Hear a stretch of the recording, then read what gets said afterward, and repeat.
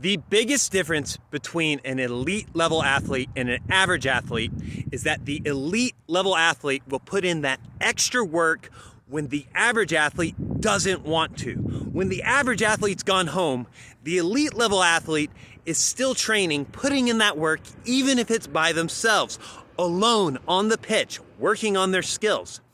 One of the most common anecdotes of teammates of Cristiano Ronaldo, be it teammates from his time at Manchester United, Real Madrid, or Juventus, is he was always the first person to training and the last person to leave. And the reason for this was he wanted to put in extra work on his skills to get them as good as they possibly could be. And I think it worked. Here's the reality. If you want to get as good as you can, your team and group trainings are not enough on their own. You simply will not get enough repetitions. Because in a game, even in practice games, you're only on the ball for a minute or two at the entire game. You don't actually get that many touches.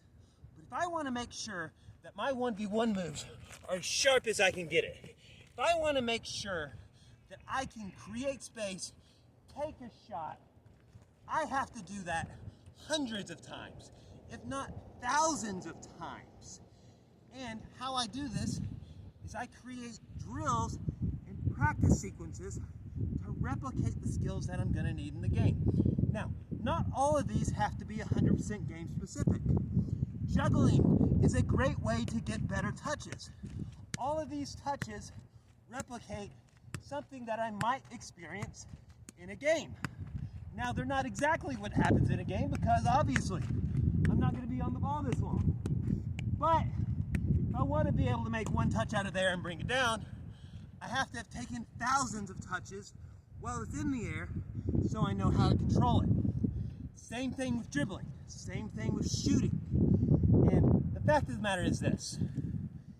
I think based on your comments, you're arguing a straw man against me because in my video, I never actually said anything about solo training. Only that you have to train when other people don't want to train. You have to put in that extra work. I never said anything about neglecting group or team trainings. Group or team trainings are ultimately more specific to the game because that's how the game's played. But unless you want to be an average player on your team, you're going to have to work harder than the rest of your teammates. And to do that, sometimes you're going to have to train by yourself because realistically, not everybody wants to train, especially not enough to actually go pro.